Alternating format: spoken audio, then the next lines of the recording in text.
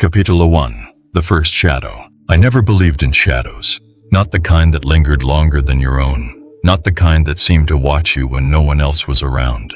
But that night, as rain hammered against my apartment window and the city slept under a blanket of neon, I first noticed it. It was there, crouched in the corner of my living room, so dark it seemed to absorb the dim light from my desk lamp. At first, I thought it was a trick of my tired eyes, a stain on the wall, or perhaps a shadow cast by the rain itself. I blinked. The corner remained black, solid, unnatural. I rubbed my eyes, and when I looked again, it had moved a fraction closer. "Hello?" I called, my voice shaking more than I expected. Nothing. I told myself it was impossible. Shadows don't move on their own, I thought. Shadows don't breathe. Shadows don't watch. But the hairs on the back of my neck stood on end, prickling with a fear I couldn't name. I turned on every light I could reach, scanning the apartment like an overcautious detective. The shadow remained, defiant in its corner, silent and still, but somehow aware. Every time I faced it directly, it shrank back slightly, retreating, only to advance again when I looked away. Sleep didn't come that night. I lay in bed, staring at the ceiling, willing myself to see nothing. But the apartment had grown colder, heavier. Every creak of the radiator sounded like a footstep. Every gust of wind scratching at the window felt like a whisper. I felt eyes on me, though I knew I was alone. By morning, the shadow was gone, or so I thought. I went about my day trying to convince myself it had been nothing, a trick of light, a dream. But the nagging sensation remained, that unseen presence, a cold weight just out of sight. When I returned home that evening, exhausted from work, the shadow was waiting. I froze at the doorway. It hadn't moved into the center of the room, but it seemed expectant, patient, like it had been waiting all day, biding its time. And then, just as I stepped forward, it darted into the corner again, faster than anything my rational mind could explain. I slammed the door, my heart hammering. For the first time, I felt the unmistakable truth. Whatever this was, it followed me. It had chosen me. I don't know if it's sentient, if it's evil, or if it's just curious. But I know this. I am no longer alone in my own home. And the first shadow is only the beginning. Capítulo 2. Reflections in the dark. I started noticing them everywhere, shadows that didn't belong. At first, it was subtle, a fleeting darkness at the edge of my vision, vanishing when I turned my head. But tonight, in the half-light of my apartment, I saw something I couldn't ignore. The mirror in my hallway reflected more than myself. At first, it was only a faint distortion, like my reflection blinked when I didn't. Then, it moved. Not in sync with me, not a mirror image, but slightly behind, slightly wrong. I froze, staring at the figure that mimicked me but never quite correctly. Its eyes, if it even had eyes, seemed hollow, yet somehow aware. My reflection leaned forward. I didn't. Its lips curled into a smile I didn't recognize. Panic clawed at my chest. I reached out, fingers trembling, and the reflection did the same. My heart slammed in my throat as I realized it was waiting, testing, measuring. When I pulled back, it did too. When I stepped closer, it mirrored me instantly. But its movements were too precise, too deliberate. Not my reflection. Something else. I rushed to the kitchen, hoping the light would help, hoping the reflection would vanish. But shadows don't obey the rules of light. In the window above the sink, I saw another, its silhouette taller, darker, crouched in the corner of the room as if surveying me. And then, in the stainless steel of the fridge, another glimmer of movement. They were everywhere, multiplying in every reflective surface, silent and patient, like predators biding their time. I tried to leave, to escape into the streets, but even in the hallway outside my apartment, I caught glimpses in the glass doors, dark figures standing behind me, mimicking my every step. I spun around, expecting nothing. Only the empty hallway stared back. But when I looked in the window again, there they were, perfectly aligned with my movements, grinning silently. I slammed the door, sliding it closed, pressing my back against it. My mind raced, desperate for a rational explanation. Shadows, trick of light, sleep deprivation, but the evidence was undeniable. They were intelligent, they watched, they learned. And then came the whisper, a voice that didn't come from my mouth but from the reflection itself. "You cannot hide." The sound froze me. It was not in the room, yet it reverberated in my skull, deep and low, like a warning. I wanted to run, to smash every mirror in my apartment, to flee to anywhere but here. But I knew the truth. Running wouldn't matter. They followed me already. They waited in every reflective surface, watching, learning, anticipating my next move. By the time dawn crept through the blinds, I was exhausted, trembling, and more alone than ever. Because shadows, I realized, do not simply follow. They infiltrate, they imitate, they replace. And tonight I learned that my own reflection was no longer mine. Capítulo 3: The Whispering Corner. It began with a sound, a faint, almost imperceptible murmur in the corner of my apartment. At first, I dismissed it as the hum of the radiator or the wind rattling the window frame, but it didn't stop. The whispers were too deliberate, too rhythmic, like a language I almost recognized but couldn't comprehend. I froze in the doorway, listening. The voice didn't come from the air. It seemed to seep from the very walls, curling around the corners, lingering in shadows. My corner, the one where I first saw it, the first shadow. "Who's there?" I called, my voice brittle and small. Silence. Then the whisper returned. This time it carried words. My words. Secrets I had never spoken aloud. Thoughts I had buried deep in the dark folds of my mind. Names I had sworn never to say. Memories I had tried to forget. The shadow knew them all. And worse, it reveled in them. I stepped closer, heart hammering. The corner remained empty to the naked eye, yet the air itself felt heavy, oppressive. The whispers grew louder, now weaving sentences I could barely comprehend. "You cannot hide from me. I know what you did. I see everything." I staggered back, clutching my head. They weren't just shadows. They were intelligent, malicious, a presence that waited, patient and relentless. And now it was speaking, not to me, through me, into the deepest, most vulnerable parts of my mind. Sleep became impossible. I lay in bed, staring at that corner, willing it to be empty. But it wasn't. At night, when the apartment was quiet, the whispers returned, soft at first, then urgent, demanding attention. They described things I hadn't told a soul, things I feared even thinking. I realized they were not just observing. They were feeding on me, learning from me. Every secret, every fear, every regret became a tool in their hands. One night, emboldened by desperation, I approached the corner with a trembling flashlight. The beam cut through the darkness, illuminating nothing but the familiar walls, the faded wallpaper, and the cold emptiness of the floor. Yet the whispers intensified, circling me, echoing from places that shouldn't exist. Then I saw it, or rather them.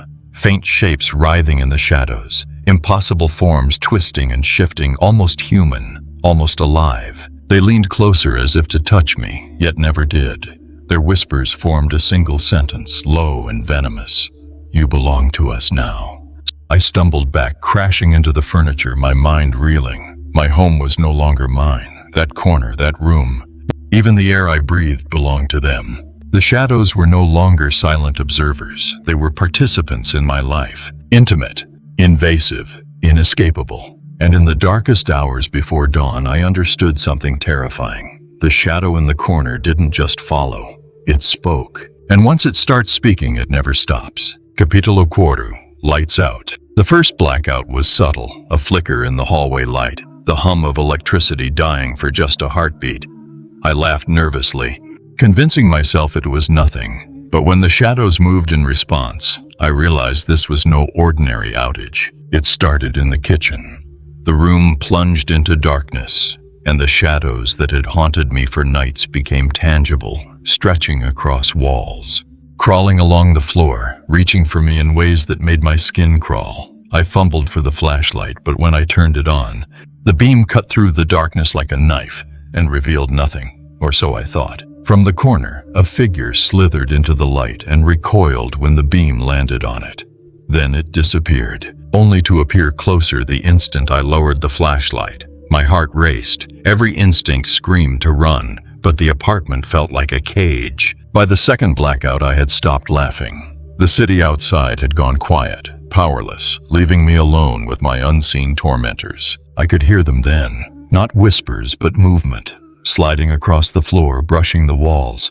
Soft taps that mimicked footsteps but never quite matched mine. The darkness had become a weapon, a veil that gave them freedom I could never fight. I tried lights in every room, even the hallway, but it didn't matter. The shadows didn't need corners to hide in. They were everywhere, amorphous and alive. They taunted me, circling my bed at night, leaving cold spots where they lingered. I could feel them watching, waiting for me to blink, to falter. One night in the living room, the power cut out entirely. Absolute darkness. My breaths came fast, loud in my own ears. Then I felt it, a brush against my arm, cold and deliberate. I spun, flashlight useless in the void, and caught a glimpse of movement at the corner of my vision. A shadow darted closer, then froze, forming a humanoid silhouette that seemed to pulse with life. I screamed. The sound seemed to anger them. The darkness thickened, suffocating, pressing against me. Their whispers returned, low and insidious, twisting into a chant that made my teeth ache. "You cannot run. You belong to us." I stumbled back, crashing into the coffee table. The shadows responded in kind, stretching, bending, and contorting in ways that no human form could. The room became a living nightmare, and I realized something chilling. When the lights went out, they were no longer bound by corners or reflections. They were free. By morning, the electricity returned, and the shadows seemed to shrink back into the corners. But I knew better. The blackout had given them strength. They were no longer merely observers. They were predators, calculating, patient, and relentless. And deep down, I understood the truth. The shadows didn't just follow me. They waited for the dark. They thrived in it. And the next blackout would come when I least expected it. Capítulo 5. The Stranger in the Street. I thought the shadows were confined to my apartment, bound by walls, mirrors, and corners. I was wrong. It started on an ordinary evening, the city humming with its usual life, neon lights flickering along wet streets. I had left the building, trying to convince myself that leaving the apartment meant leaving the shadows behind. But as I walked, I felt it, the same cold presence that had haunted me at home. It was outside now, following me, unseen by everyone else. At first I noticed them in reflections, store windows, puddles, even the glass doors of subway stations. Every mirror of the world betrayed their existence. They weren't just following, they were watching, patient and methodical. Then I saw him, or it, a figure in the distance, standing perfectly still under a flickering streetlight.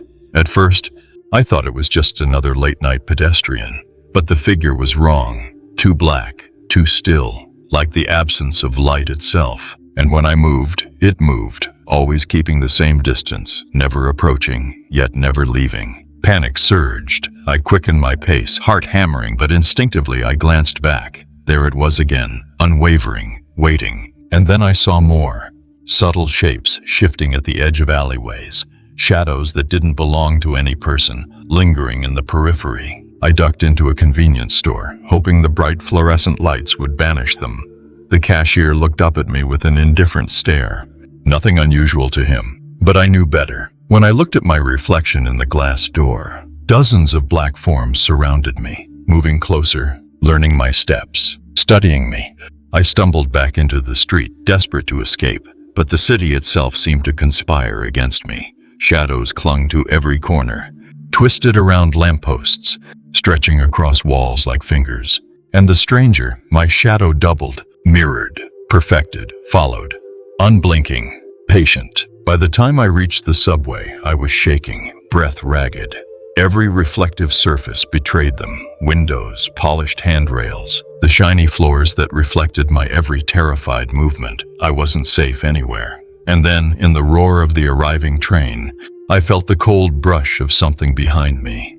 The stranger was closer than ever, moving not just as my reflection, but as a predator stalking prey. I pressed against the wall as the train doors opened, my mind screaming for rationality, for escape, for understanding. But the shadows don't reason. They don't negotiate. They wait, and they follow, always. By the time I emerged above ground, drenched in sweat and fear, I realized the truth I had been avoiding. Leaving home doesn't matter. The shadows are relentless. They follow, and they are no longer content to watch from a distance. That night, as I locked my apartment door behind me, I understood something terrifying. I am never alone. Not on the streets, not at home, not even in the safety of my own mind. The shadows had left the apartment, and now they were everywhere. Capítulo 6. Memories they stole. I woke up one morning with a sense of unease I couldn't explain. The apartment was silent, the shadows seemingly absent, or at least hiding. But when I reached for my journal to jot down the events of the night before, I realized something terrifying. The entries were gone. Every word, every note vanished as if they had never existed. It wasn't just the journal. My memories felt wrong. I couldn't recall what I had eaten for breakfast yesterday, or what conversation had passed with my coworker. Faces blurred into shadows. Names slipped through my fingers like smoke. And worse, the sense that someone, or something, was deliberately erasing them. That evening, as the city lights flickered on, I felt it again. The cold brush of unseen presence, whispering from the corners of rooms, from the reflections in store windows, from the dark alleys. They were here, patient, meticulous, stealing not just my attention but my history, my identity. I tested myself. I wrote down a memory I knew should be strong. The day I met my best friend, the street, the laughter. When I turned back, the words were gone. My hand shook. The shadows weren't just watching, they were rewriting my past. Panic grew. I began keeping objects with personal significance, photographs, letters, trinkets. But even these betrayed me. A photo of my childhood home now showed an empty field where my house once stood. Letters from my parents were blank, except for faint scratches of black, like they had been clawed away. I realized with a chill that the shadows weren't satisfied with observing. They were reshaping reality around me, fragmenting my memories until I couldn't trust what I saw, what I felt, what I knew. Every corner of my life became suspect. And then came the whispers, soft but insistent, not just echoing my fears, but commanding them. Forget, forget. You cannot remember what is yours.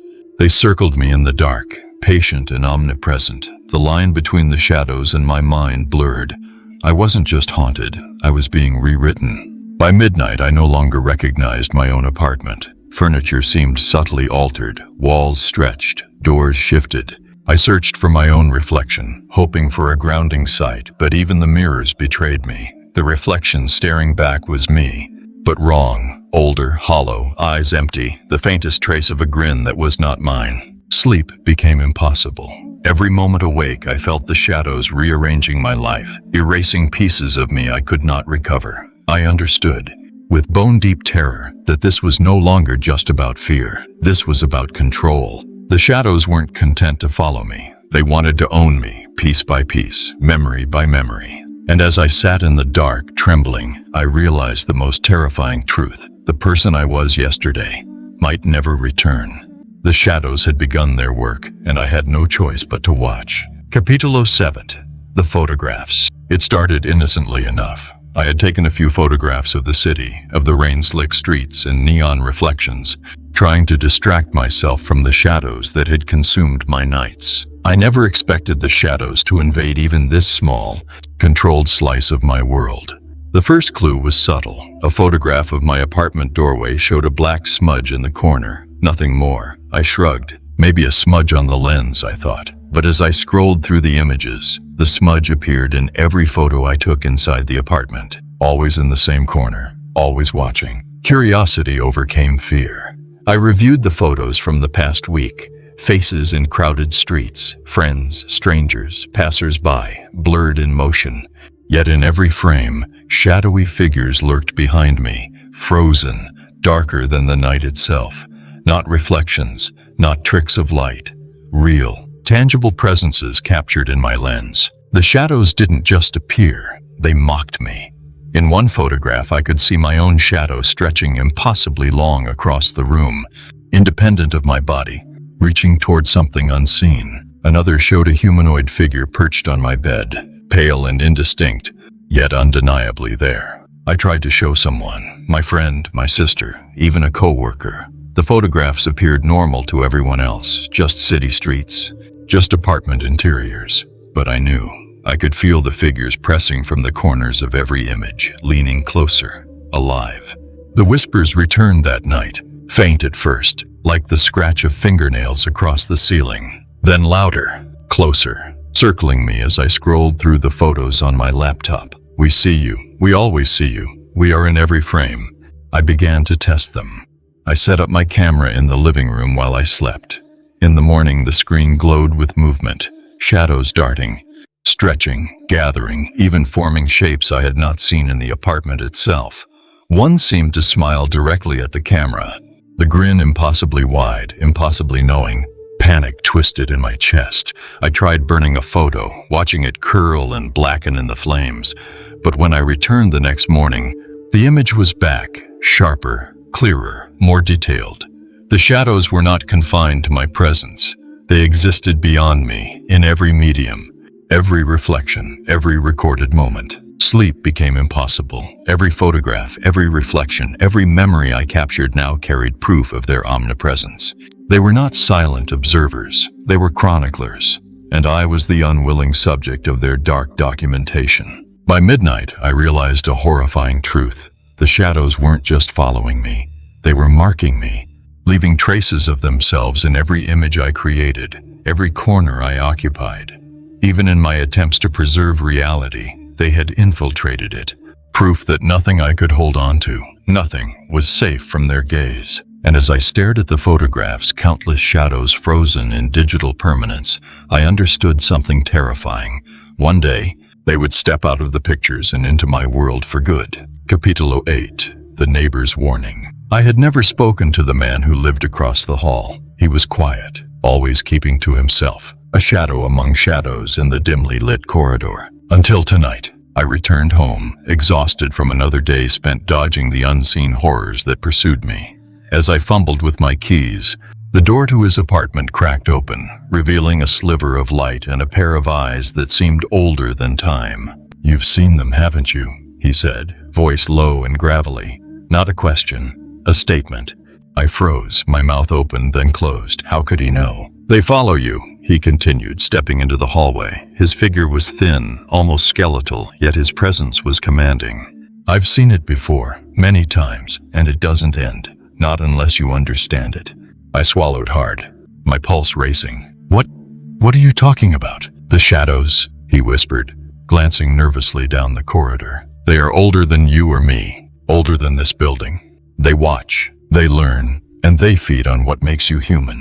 His eyes locked onto mine, unwavering. "If you ignore them, they will consume more than your home. They will consume your memories, your identity, even your soul."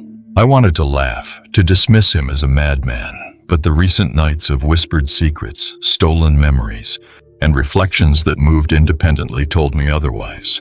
"They follow patterns," he said, beckoning me to step closer. "They are drawn to weakness, to fear, and you've been afraid for too long. That is why they've come for you in earnest." I felt a chill crawl up my spine. How do I stop them?" He shook his head, the shadow of his coat swaying. "You can't, not entirely, but you can survive. For now, avoid darkness, avoid mirrors, avoid photographs. They exist in the spaces between, the spaces you take for granted, and trust no one who hasn't seen them themselves. They will pretend to be ordinary, until it's too late." A sudden noise echoed from the end of the hall, a flicker of movement, the unmistakable curl of darkness that didn't belong. The man's eyes hardened. "See? They are always near. And they are patient. Never forget, shadows wait for the exact moment when you feel safest, and then they strike." I wanted to protest, to ask more, but the presence behind me, my own unseen stalkers, pressed closer, cold and tangible. The hallway felt smaller, suffocating. "Be careful," he said, retreating into his apartment, the door clicking shut behind him. "And remember, once they find you, they never let go."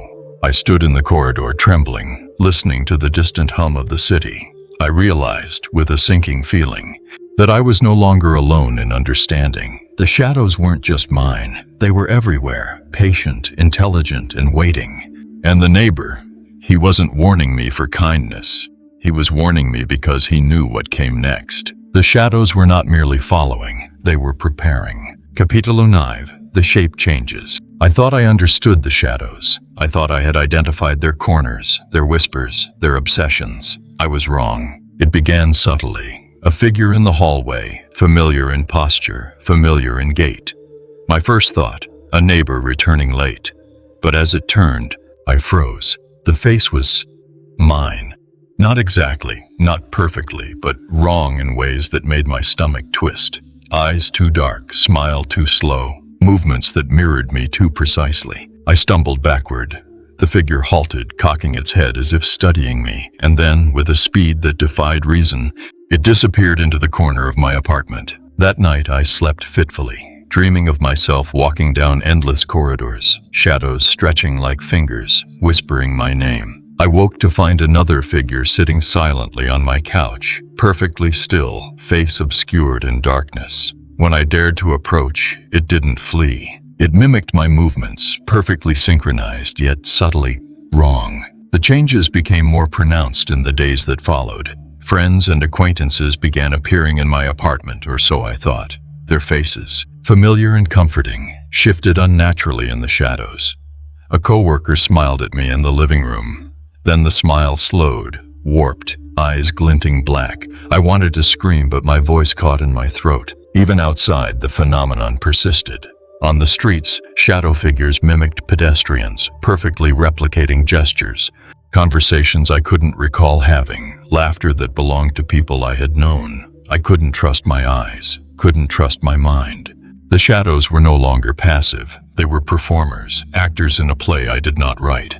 I tried to rationalize, tried to cling to logic, hallucinations, exhaustion, stress.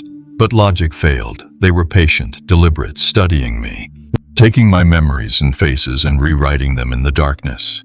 They learned me, and then they became me, or the people I trusted most. One evening, as I returned from a sleepless walk, I saw my own reflection in the building's glass doors, except it was not me. It grinned, mocked, and then stepped out from the glass, merging with the shadows around it. My heart pounded. The truth was undeniable. They could take shapes, imitate faces, become anyone or anything I feared. I realized with terror that trust was now impossible. Every smile, every familiar gesture could be a trap. Even my own reflection was suspect. The shadows weren't just following me anymore. They were infiltrating my reality, rewriting it, mocking me at every turn. By midnight, I understood the final, horrifying truth. The shadows could become anyone. They could be anyone. They could be me. And in this world of doubt and terror, I had no idea who or what was real anymore. Capítulo 10. Voices behind walls. The whispers had always been there, soft and elusive, curling at the edges of my awareness. But tonight, they became words, clear and deliberate, echoing from places that should have been empty. I was in my bedroom, the dim glow of the streetlights filtering through the blinds, when I first heard it. A voice behind the wall. Not a neighbor's voice, not a radio. Something older, colder. "You cannot hide." I froze, listening. The sound seemed to come from inside the walls themselves, reverberating in my skull. I pressed my ear against the plaster, but all I heard was my own heartbeat, and beneath it, faint scratching, murmurs of voices overlapping. Names, secrets, memories, fragments of conversations I had never spoken aloud. Panic clawed at me. I tried to leave the room, but every step echoed with whispers, bouncing off walls, crawling into my mind. "Do you remember? You cannot escape."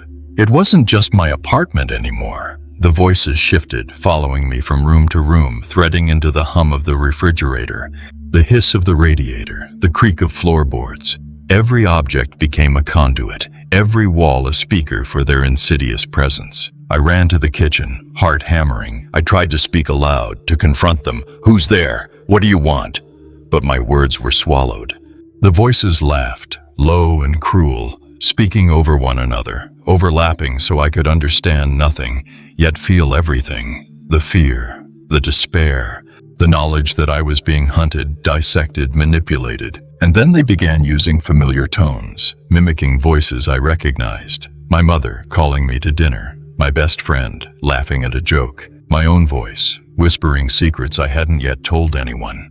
It was no longer just auditory assault, it was psychological. They were dismantling my trust, turning my reality into a labyrinth of doubt. I covered my ears, but it didn't stop. The walls seemed alive, vibrating with sound, each whisper slicing into my mind like a blade. "We are everywhere. You cannot escape. You belong to us." I stumbled into the living room, my phone clutched like a lifeline. But even the screen betrayed me. The shadows manifested there too.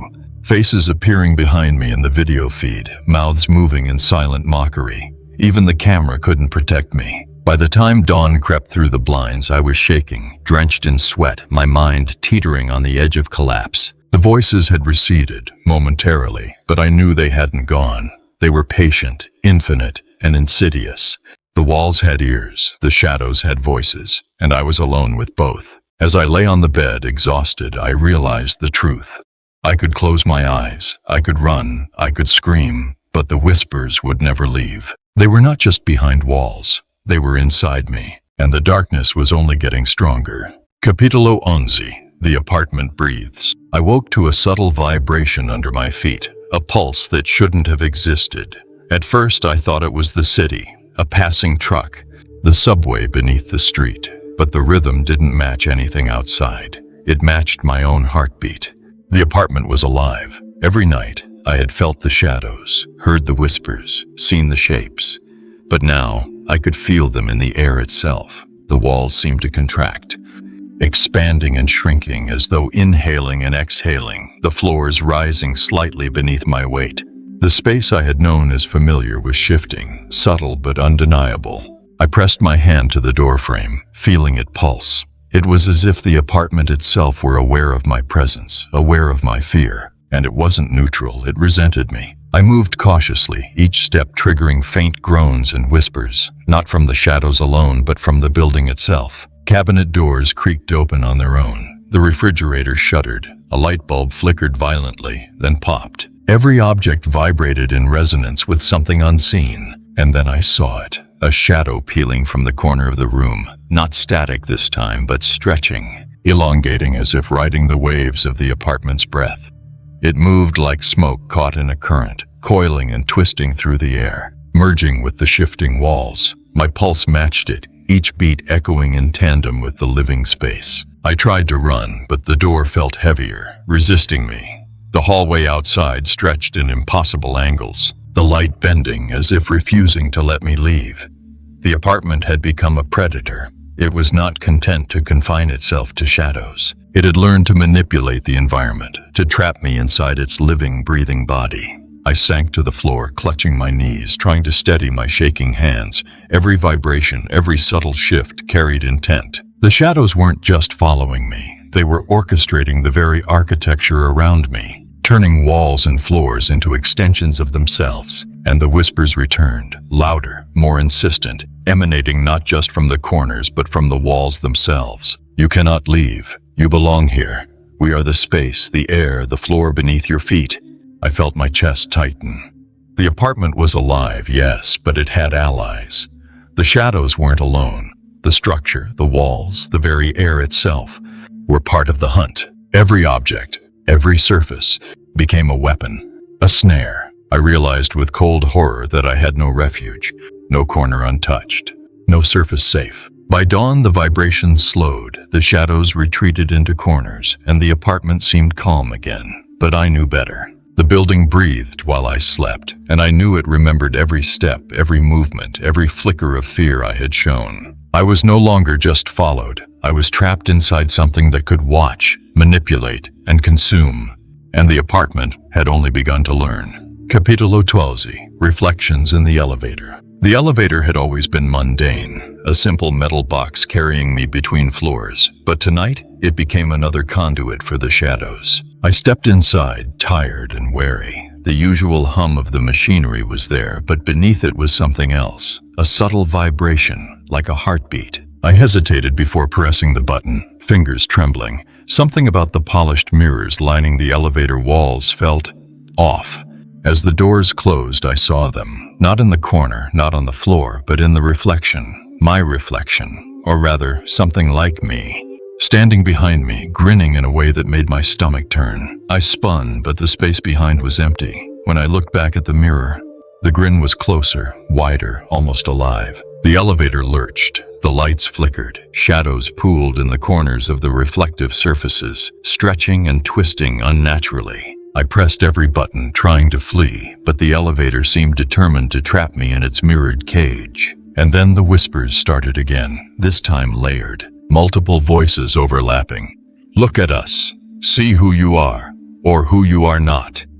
Each word reverberated in the polished surfaces, bouncing back in distorted echoes. I tried to avoid the mirrors, hugging the wall, staring at the floor. But the reflections were insistent. Faces of strangers, friends, and even myself morphed in the glass, sometimes smiling, sometimes screaming silently. The reflections weren't passive. They were mocking, taunting, alive. Panic surged. My own reflection stepped forward in the mirror, independent of my movements. I jumped back, heart hammering. It mirrored my fear, grinning wider each time my pulse quickened.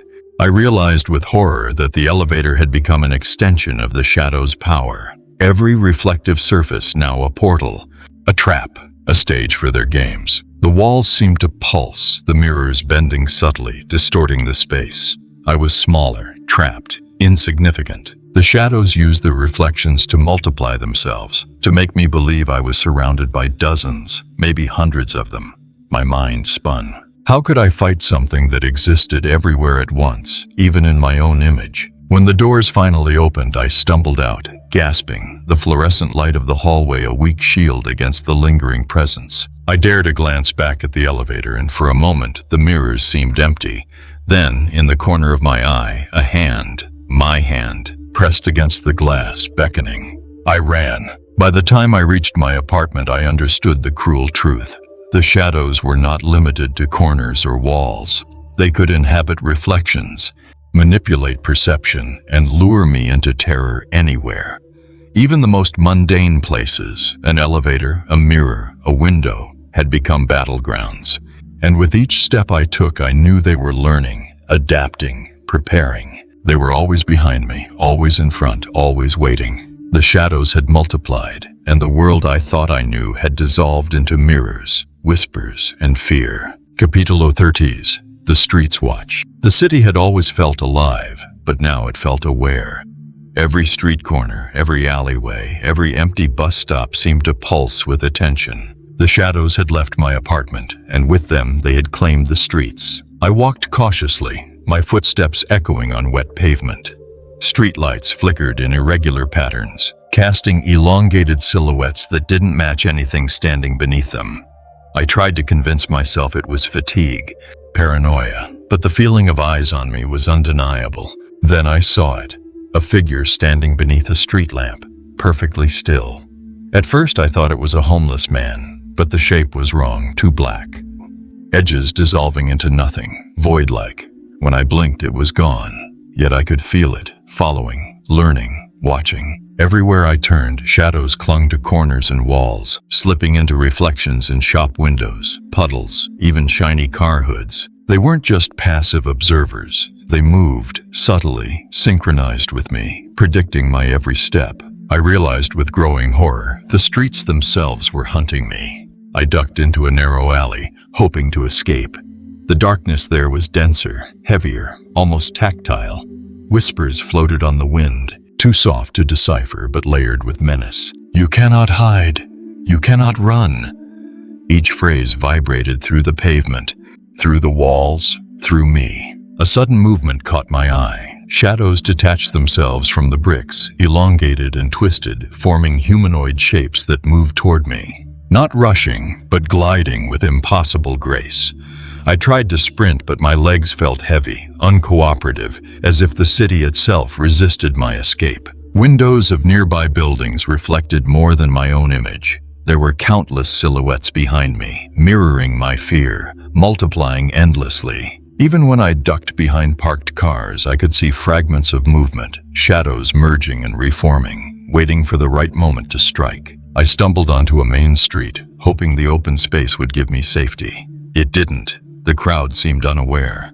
Yet I felt the shadows weaving through people, invisible to others, merging with pedestrians, mimicking, blending. Any person could become one of them. Any shadow could become real. A cold dread settled over me. I realized the terrifying truth. I was no longer just stalked inside my apartment. The streets themselves were alive, weaponized by the shadows. Every step I took, every turn I made, every glance over my shoulder brought another confirmation.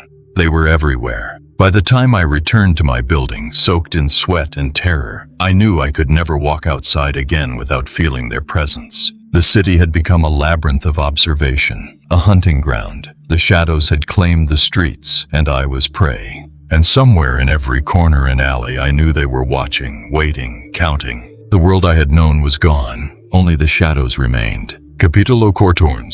The light flickers. The lights had always been my fragile barrier. Fluorescent tubes, street lamps, even the tiny glow of my phone, they were my shields against the darkness. But that night, the lights began to betray me. It started subtly. A flicker here, a dimming there, shadows stretching too far, edges dissolving into blackness that seemed to pulse with life. I dismissed it at first, blaming old wiring, faulty bulbs, but deep down, I knew better. By midnight, the building was a cathedral of shifting shadows. Hallway lights hummed, flickered, and died, leaving pools of darkness that swirled and twisted. The shadows moved with it, expanding as the light failed, writhing, coiling, feeding on every corner of space I had once considered safe. I rushed to my apartment, clutching a flashlight, its beam trembling in my hands. Every room was alive, every shadow stretching toward me, responding to the faint illumination like predators drawn to movement. I swung the light in a desperate arc, and the shadows recoiled slightly, only to reform faster, multiplying. The power in the city faltered. Streetlights died one by one, plunging the streets into near-total darkness. I could feel the shadows moving outside my windows, sliding across the walls of neighboring buildings, merging with the night. They were no longer content to lurk. They were asserting dominion. Even the light from my phone betrayed me. Text messages appeared in jagged, unreadable symbols. Photos showed more than my surroundings. They showed me, surrounded by shadow figures I hadn't seen, faces stretching impossibly, grinning from angles that should not exist. I tried to leave, stepping into the hallway, but the elevator flickered violently and halted, plunging me into darkness for a heartbeat that felt like eternity. In that brief moment, I felt the shadows press against me from all sides, their whispers louder than ever. No light can save you, no corner, no barrier. Desperate, I ran to the stairs, every step echoing in a hollow, distorted rhythm. The stairwell lights flickered sporadically, revealing figures moving in and out of existence. Shadows mimicked humans, humans mimicked shadows, and the line between reality and nightmare blurred completely. I reached my apartment door, slamming it shut, and pressed my body against it. Breath ragged, hands trembling. The flashlight flickered in my grip, casting brief, uncertain illumination. I realized then, the shadows weren't just manipulating space, they controlled light itself. They could create darkness anywhere, even where I thought safety existed. And in that darkness I understood the unrelenting truth. Every light is temporary, every shadow is eternal. The world, once filled with ordinary illumination, had become a stage for horror. The lights flickered one last time before dying completely, and in the silence I could hear them moving everywhere, waiting. The shadows were no longer just following me, they were surrounding me. Capitolo 15, the door that wasn't there. I had started to understand one terrifying fact. The building was no longer mine. The shadows had claimed it, every hallway, every corner, every creaking floorboard, and now the doors were lying. I returned from a rare attempt to step outside. My apartment door, which had been my only refuge, was gone. In its place was a blank stretch of wall, unbroken, cold, solid. My key clattered to the floor uselessly, as if mocking me. Panic gripped my chest. I stumbled back into the hallway. Other doors shifted too. One that led to my neighbor's apartment opened into darkness, a void that stretched infinitely.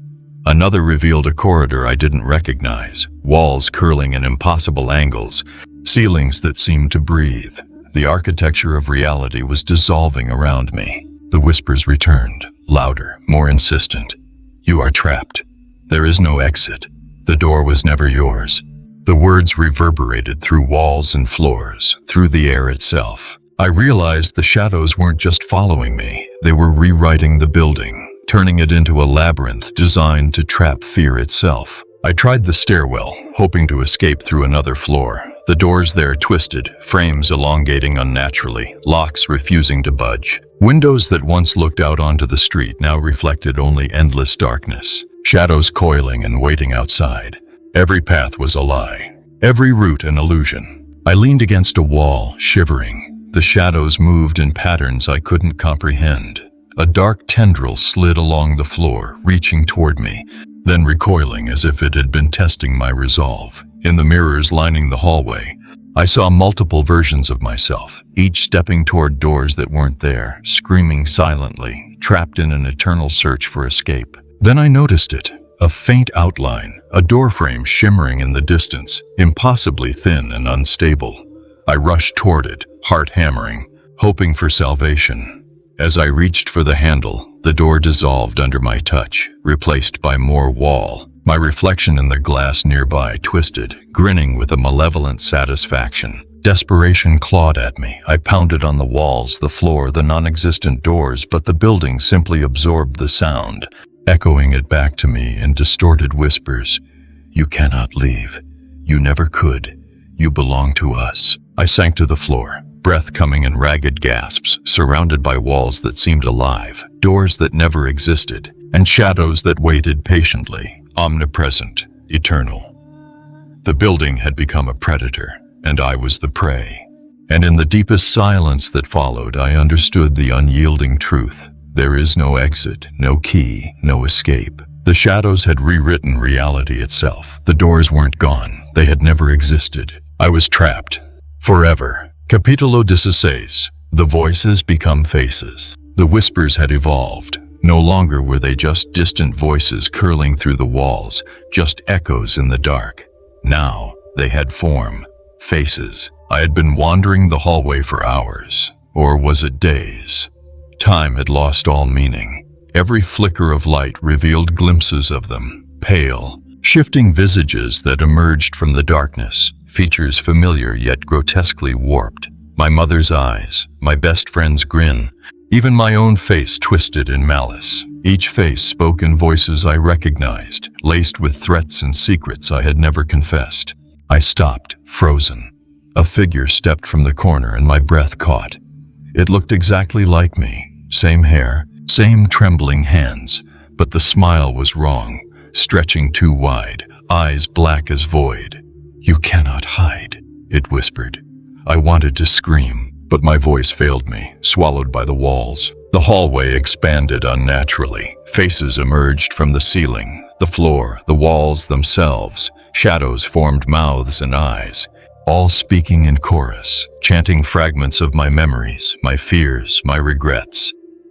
Every word struck like a blade, each phrase a reminder that the shadows had become intimate, invasive, knowing. I turned a corner and saw my reflection, or what I thought was mine, in a mirror leaning against the wall.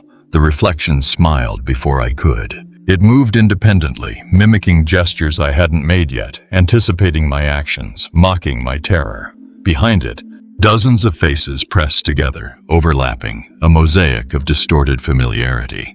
I ran. Every door I reached dissolved before my eyes, replaced by more shadowed faces. Their voices harmonized into a suffocating chant. "We are you. You are us. You cannot separate what has always been one." I stumbled into what had once been the stairwell, now a corridor of living faces. They reached for me with shadowy hands, mouths whispering my secrets, accusing, taunting, relentless. I slammed my fists against the wall, tried to break through, but the faces only multiplied, surrounding me in a tightening, living cage. Then I understood the horrifying truth. The shadows no longer needed to hide. They had learned to replicate life, to become the people I trusted, the people I feared, the very image of myself. Every whisper I had heard for weeks had been rehearsing, gathering, perfecting. Now they had form. Now they had faces. I collapsed, my body trembling, heart hammering against my ribs. The faces leaned closer, their features merging into one massive, watching presence. I could feel their breath, their awareness, their hunger. And in that moment I realized there was no escape, no refuge, no ally left in the world. The shadows had crossed the final boundary. They had become human. Or perhaps I had become one of them. Capítulo 17. The floor opens. The apartment had always been treacherous, but now it turned hostile in ways I couldn't have imagined. The floor beneath me began to shift, subtly at first, a quiver under my feet, a vibration too rhythmic to be random. I froze, heart hammering, as the surface buckled slightly, then returned to normal. I stepped cautiously, but the floor didn't stay still. Panels warped and shifted like liquid, creating gaps that swallowed shadows. From the darkness beneath, I heard whispers, mocking, patient, insidious. Step carefully. One misstep, and then it happened. A section of the floor gave way beneath my feet. I stumbled, caught myself on a railing, my flashlight sliding across the warped boards. Shadows poured up from the gap like smoke escaping a coffin, curling around my legs, trying to pull me down. I scrambled backward, clutching the wall, gasping for breath. The hallway seemed longer now, distorted, as if the building itself was a living trap. The floor beneath me rose and fell, tilting like the deck of a sinking ship. The shadows used it to their advantage, forming tendrils, claws, reaching for me in perfect synchronization with the shifting surface. I ran, each step uncertain, the floor opening beneath me in unpredictable patches. Panels dropped suddenly into pitch-black voids, swallowing my light. I could hear things moving below, whispers, laughter, scraping nails on concrete, things I hoped weren't human. Every step was a gamble, every misplacement of a foot a potential plunge into darkness. The ceiling seemed to press down as well, narrowing the corridor. Light flickered violently, shadows dancing like marionettes, taunting me. I realized, with growing dread, that the apartment had learned to manipulate gravity, or at least my perception of it. Every angle, every slope, every step became a trap. I reached what I thought was a safe landing, a patch of floor that appeared solid. I paused, trembling, listening. The shadows swirled beneath the surface, moving faster now, more aggressive, anticipating my next move. You cannot escape. We exist where you do not expect. I forced myself forward, leaping across gaps, landing on unstable floorboards that sagged under my weight. I could feel the apartment watching, learning, adapting. Each movement I made fed it knowledge. Each heartbeat was cataloged, each fear exploited. Finally, I reached the stairwell door. But even then, I couldn't be certain it led anywhere safe. The floor beneath it shifted like liquid, ready to betray me at any moment. I held my breath, my hands shaking as I pushed the door open, uncertain if I would emerge or plunge into the void below. I realized the horrifying truth. The shadows didn't just follow. They didn't just haunt. They owned the space, reshaping reality itself to trap me, to isolate me, to break me entirely. And the floor was just the beginning. Capítulo 18. The ceiling falls. The apartment had always felt alive, but tonight it felt predatory. The shadows had mastered the floor. Now the ceiling joined the hunt. I paused in the hallway, heart pounding, flashlight trembling in my hand. Above me, the light fixtures flickered violently, casting elongated shadows that stretched and twisted unnaturally. I could feel the air thickening, pressing down. The ceiling creaked, groaned, as though preparing to collapse. Then the first tiles fell, not enough to strike me, but enough to warn me. The sound echoed like gunshots, each impact sending a shiver down my spine. I ran. The hallway narrowed, shadows curling downward like claws. Every step was a gamble. Every breath carried a whisper. You cannot outrun us. We are above you, below you, inside you. The ceiling warped, bending like wet paper. Beams shifted, shadows flowing over them like liquid. The familiar structure of the apartment was gone. I ducked under a falling light fixture, narrowly avoiding being crushed. The shadows above twisted in tandem with the ceiling's movement, forming faces and hands that seemed ready to grasp at me. I reached the living room. The ceiling there sagged dramatically, an oppressive weight that made my knees buckle. Shadows descended, elongated, coiling around the fixtures, stretching toward the floor. I struck at them with my flashlight, only to see my own reflection in the glass of a cabinet grinning, eyes black and knowing. The walls vibrated, responding to the ceiling's movement. A panel cracked above me, and a hand, dark, impossibly long, dripping with shadow, snaked toward my head. I ducked, barely avoiding contact. The shadows hissed in unison. voices merging with the groaning of the apartment. "There is nowhere safe. We are all around you." I stumbled backward, hitting the distorted floor, the ceiling above bending closer, threatening to crush me entirely. The shadows multiplied, forming layers, filling every corner, reaching through every crevice. I realized that this wasn't just haunting. It wasn't merely stalking. The apartment itself had become a weapon, a cage, a predator, and I was trapped within its body. I scrambled for a door, any door, praying it would lead outside. Tiles rained down, boards creaked and twisted, and the shadows followed, twisting into monstrous shapes. Every glance revealed new forms, familiar faces distorted, smiling in cruelty, eyes glinting black. And in the briefest pause, I understood the horror. The shadows weren't limited to corners or floors. They could manipulate space itself. They could control every surface, every angle, every dimension of the apartment. The ceiling, the walls, the floor, they were alive, breathing, hunting. I pressed myself against a wall, shaking, gasping. The apartment loomed over me, a living, breathing predator, and the shadows whispered one final, terrifying truth. "We are the world now, and you belong to us." I closed my eyes, knowing that when I opened them, nothing would be as I remembered. The hunt had only just begun. Capitolo 19. The shadows speak my name. Silence had never felt so loud. The apartment, my prison, my predator, lay in a deceptive calm. But I knew better. The shadows were never truly dormant. It started as a whisper, barely audible over the pounding of my own heart. Daniel, my name. Spoken not by me, not by anyone I knew, but by the shadows themselves. The sound reverberated from the walls, the ceiling, the floor. Each syllable drew out, echoing, twisting into multiple voices, each one familiar, intimate, horrifying. I froze, staring at the hallway. Shadows shifted, pooling into shapes that resembled faces I knew. Friends, family, even strangers, but all of them mouthing my name in unison. Daniel, Daniel, Daniel. The sound was hypnotic, invasive, cutting through every shred of sanity I had left. I stumbled backward, my flashlight quivering in my hand. Wherever I looked, more shadows formed, climbing walls, hanging from the ceiling, crawling across the floor, all whispering, calling, taunting. They knew me. They knew my fears, my regrets, the names I had whispered in secret, and now they were claiming me as their own. I tried to run, but the apartment was no longer a fixed structure. Doors shifted into walls, hallways twisted into impossible angles. Even the stairwell seemed to fold in on itself. Every step forward brought more voices. "You belong to us. Daniel, you cannot hide. We are everywhere." I turned a corner and came face to face with my own reflection in a broken mirror. But it wasn't me. It grinned, eyes black and infinite, mouth stretching wider than humanly possible. "Daniel," it whispered, "you see, you always were one of us." I screamed, but the sound was swallowed, replaced by a chorus of my name, echoing endlessly, bouncing off every surface.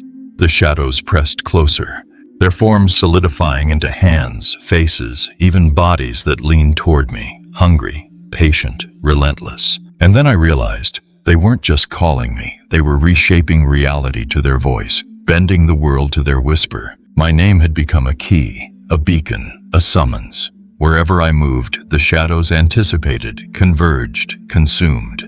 There was nowhere left to run. I sank to the floor, trembling, the voices growing louder, more insistent, forming a singular, deafening crescendo. "Daniel! Daniel! Daniel!" For the first time, I understood the terrifying truth. The shadows had claimed not just the apartment, not just the streets, not just the reflections. They had claimed me. My name was theirs, my fear, their power, my reality, their playground. And as the chorus of whispers swallowed me whole, I knew the final horror had arrived. The shadows spoke my name, and I answered. Capitolo 20, the last light. I had learned too late that the shadows were patient. They didn't rush. They waited. They watched. And tonight they would claim the final act. The apartment was unrecognizable. Hallways twisted into impossible angles, ceilings pressed low like bony fingers, floors sagged with hungry intent. Shadows pooled in every corner, crawling over walls, merging with reflections, filling the air with their presence. And in the center of it all, I stood trembling, Clutching the last source of light I had, a single flickering flashlight, I moved forward, each step echoing against the distorted walls, each breath swallowed by the whispers, "You belong, you belong, you belong." The shadows shifted, responding to my fear, elongating, thickening, pressing closer until I could feel them against my skin without touching. I reached what used to be the living room. The ceiling hung low, dripping shadows that coiled like serpents, mouths opening to chant my name, my sins, my secrets. My flashlight quivered in my grip, its beam cutting a narrow path through the darkness. It was fragile, weak, but it was mine. A single thought drove me. The last light was my choice. I could let it die, surrender, vanish into the shadows, or I could fight, even knowing the odds. I focused, forcing my trembling hands to steady, pushing the beam higher, illuminating the shapes that wanted to consume me. The shadows hissed, recoiling, shrieking as the light carved through their forms. For a moment there was balance, a fragile, fleeting peace. The apartment seemed to pause, the air thick but silent.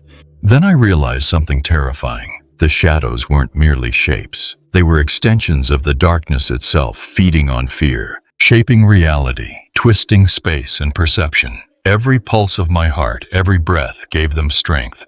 I raised the flashlight above my head, shining it directly at the largest shadow, a towering form that had once been my own reflection. It screamed, a sound that resonated in my bones, twisting, warping into countless voices all calling my name. I didn't flinch.